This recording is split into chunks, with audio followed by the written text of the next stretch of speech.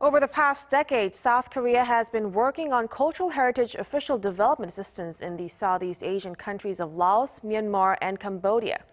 As the pandemic forced many of those cultural heritages experts to return home, they decided to write their stories up as a book.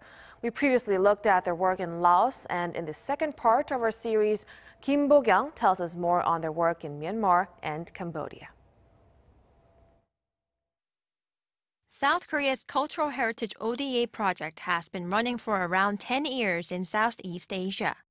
Myanmar's Paya똔주wa temple complex, designated as a UNESCO World Cultural Heritage Site in 2019, was severely damaged by an earthquake in 2016.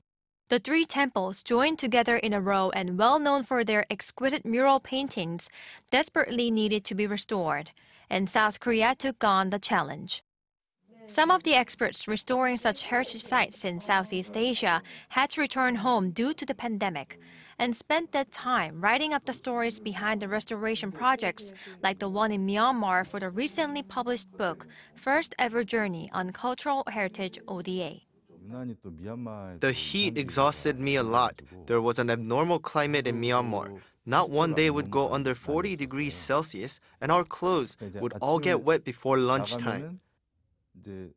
Overcoming the steamy heat, researchers would analyze what kinds of pigments were used on the mural paintings and inspect the condition of the bricks. They would team up with locals for every part of the process so that the locals could continue the restoration work by themselves.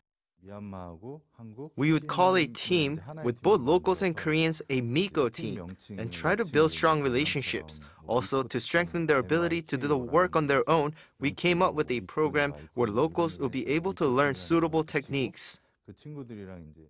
South Korea is also participating alongside other countries to restore the Phreyapi투 temples at Angkor, Cambodia. The expert says at first, locals might have had doubts toward Korea, but now they seem impressed with the Koreans' work. Since Cambodia is where many nations have been working at the site, each country's process and results can be seen. Compared to other nations' work, I think locals have realized that in some areas, Korea has been much more competitive. There were many difficulties to overcome, from climate to different lifestyles and food. But the end result, protecting valuable cultural assets, is something that will be appreciated long after the experts return home. Bo-kyoung, Arirang News.